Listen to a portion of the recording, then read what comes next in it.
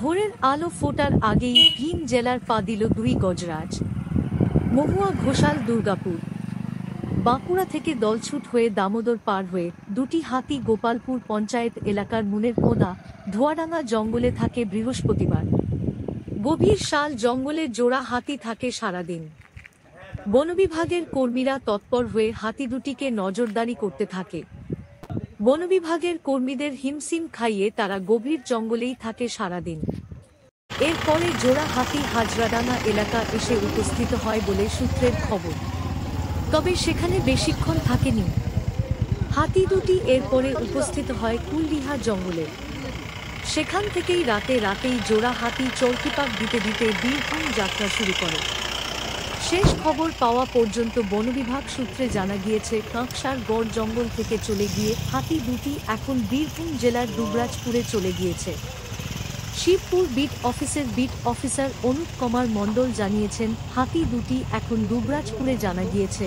তবে বন বিভাগের কর্মীরা সর্বদা পরিস্থিতির উপরে নজর রেখেছেন, হাতি দুটির গতিবিধির উপরে। হাতি দুটি রাতে কুলডিহা থেকে চলে আসে গড় জঙ্গলে, আদুরিয়া জঙ্গলে আসে এবং তারপরে শ্যামরূপা মন্দিরের বাম ডান ঘুরে বিষ্ণুপুরের জঙ্গলে এসে পড়ে। রাত 2:30টার সময় তারা বাসুদেবপুর কাঞ্চনপুর হয়ে বিষ্ণুপুরের জঙ্গল পার হয়ে বীরভূমের পথ ধরে আপাতত বীরভূমের দুবরাজপুরে পৌঁছছে বলে সূত্রের খবর। গজরাজের মতিগতি বোঝা দেয়। রাতের অন্ধকারে এরা মাইলের পর মাইলের পার করে যায় এবং সকালে সারাদিন গভীর জঙ্গলে আশ্রয় নেয়। বন বিভাগের কর্মীদের নজরদারি রয়েছে। এখন পর্যন্ত গজরাজ দ্বারা কোনো ক্ষতি হয়নি, হতাহত কেউই হয়নি। কিছুটা হলেও স্বস্তির শ্বাস নিচ্ছে কাঁকসা জঙ্গল মহলের চাষি পরিবারগুলির।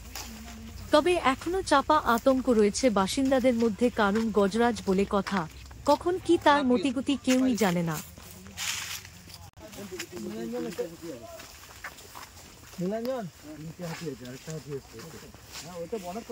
হ্যাঁ, দুটো বলতে যাও, 3টে হাতি আছে।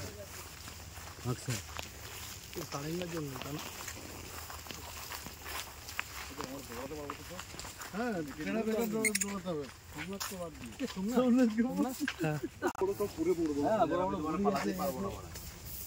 পান্তা যাচ্ছে